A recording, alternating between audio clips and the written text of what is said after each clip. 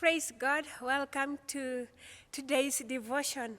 Shall we pray together? Loving God, we thank you for loving us so much and giving us an opportunity to sit at your feet and listen to your word. Speak to us. In Jesus' name we pray. Amen. And so today we continue with that theme of restoration. And today we will be looking at the passage in the book of Leviticus, chapter 6, beginning from verse 8. The Lord said to Moses, "Give Aaron and his sons this command. These are the regulations for the burnt offerings. Burnt offerings is to remain on the altar hid throughout the night till morning, and the fire must be kept burning on the altar. The priest shall then put on his linen clothes, with linen undergarments next to his body, and he shall remove the ashes of the burnt offerings that the fire has consumed on the altar and place them beside the altar.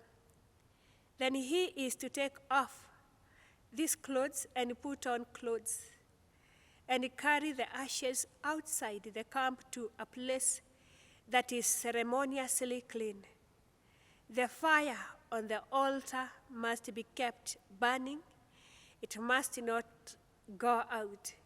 Every morning, the priest is to add firewood and arrange the burnt offerings on the fire and burn the fat of the fellowship offerings on it. The fire must be kept burning on the altar continuously. It must not go out." I also want to read a verse in the book of Joel, chapter 12. "Even now, declares the Lord, return to me with all your heart, with fasting and weeping and mourning." So why is Joel saying that? Joel is writing to, or rather prophesying to a kingdom or to a people who are lost, to a people who had forgotten who their God is. And at this particular time, the nation is going through a very difficult time, and there is hopelessness because physically the locusts have invaded the land, and that means hunger. And there is a lot of turmoil, there is a lot of socioeconomic challenges. And so the children of Israel are going through a very difficult time.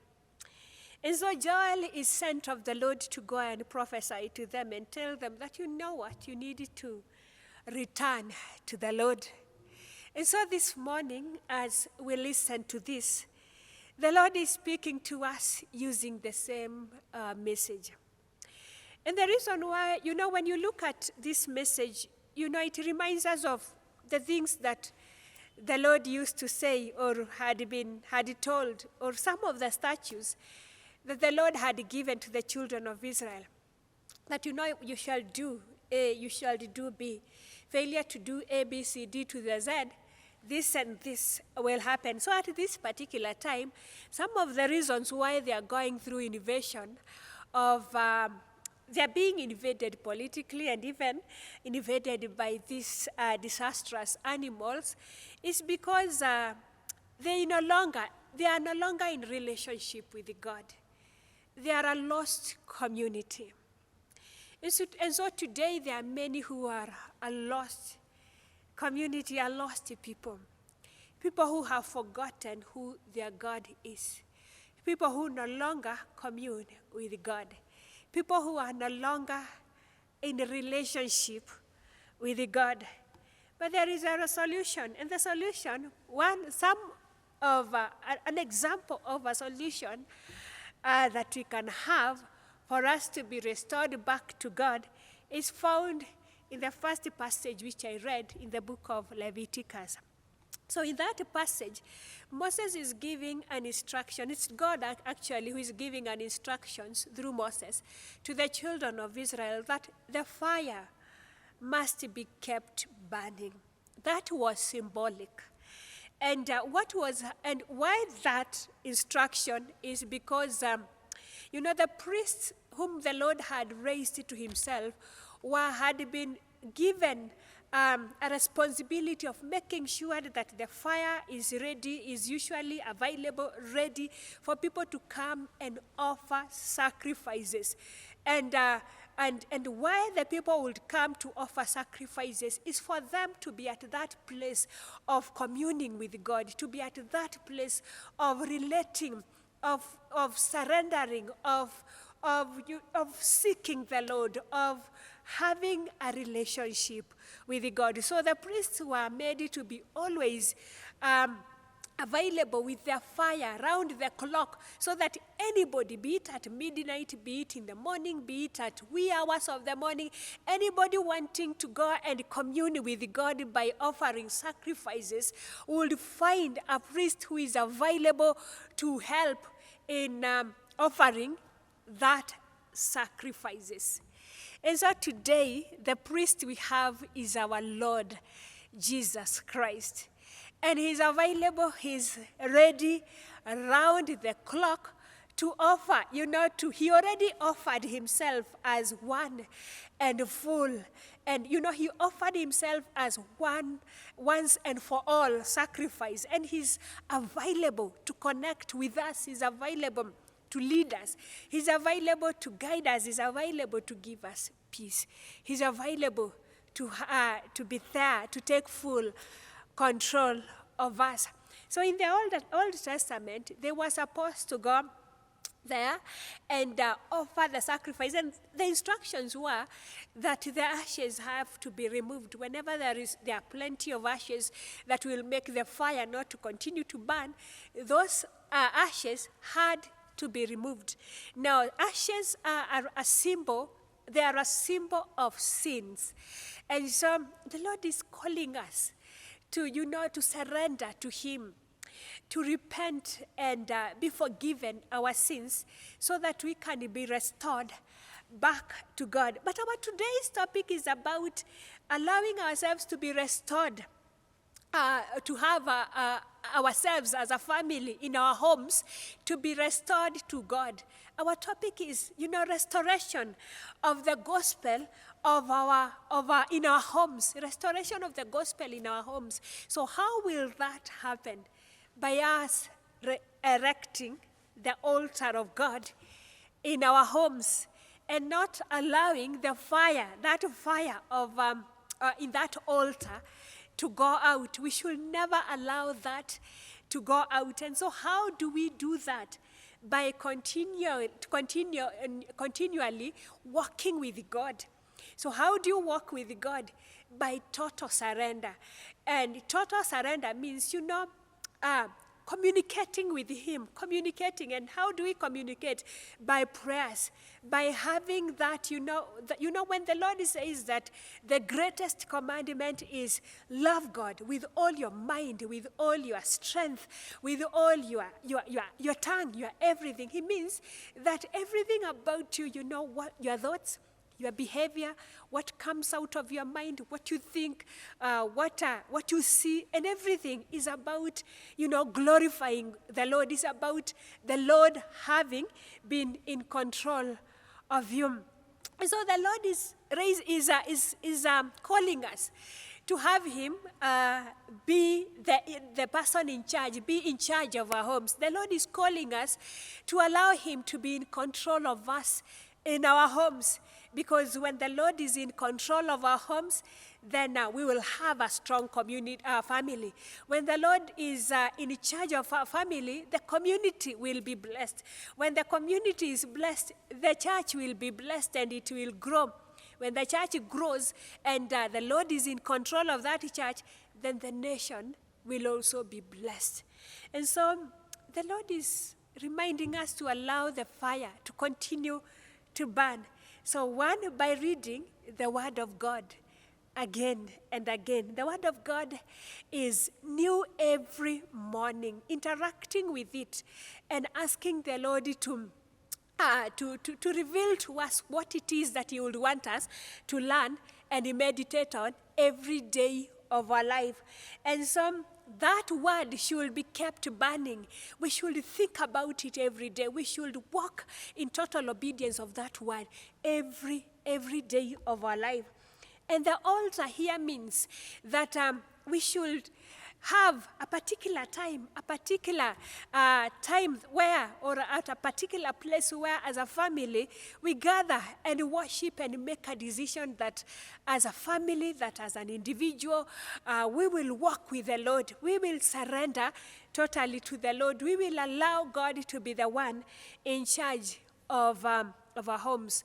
I'm talking about us making our homes to be a place where we worship the Lord, to be a place where we seek the Lord, to be a place where the Lord comes down and communes with us, to be a place where we worship the Lord, where we sing and seek the Lord. And probably that is why this pandemic came, so that we can be at a place where we are reminded that it's not about buildings. It's not about that. It's about our heart and our relationship with Him as a family. You realize that in the Old Testament and even in the New Testament, they would commune.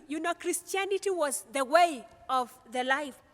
Every day, their behavior, their relationship in their working places, in the marketplaces, in the institutions, it was about, they were governed by the statutes, by the law of God. And that is what the Lord is calling us into. He wants to restore us as families in our homes. And after that, we will spread that fire to the neighborhood. When the fire is so much, chances of it reaching out to other places and burning out the neighboring things are very high. But when it dims, even whatever is being burnt can never burn.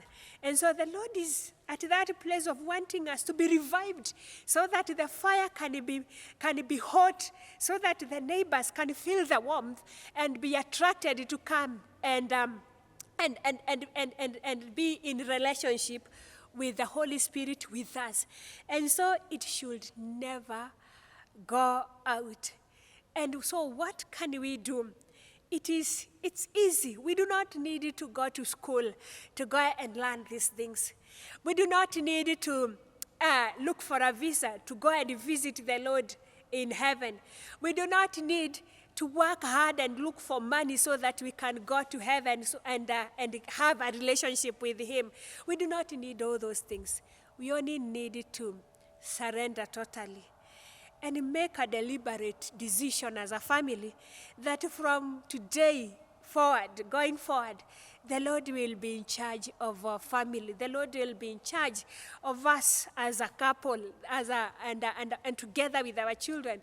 Joshua got it right when he said that me and my family, we will follow the Lord.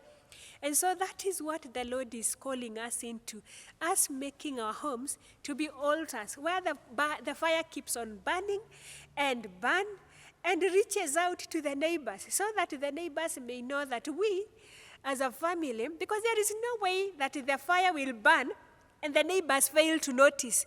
When the fire burns and it's so hot, that warmth, that fire, it will definitely reach the neighboring things or people.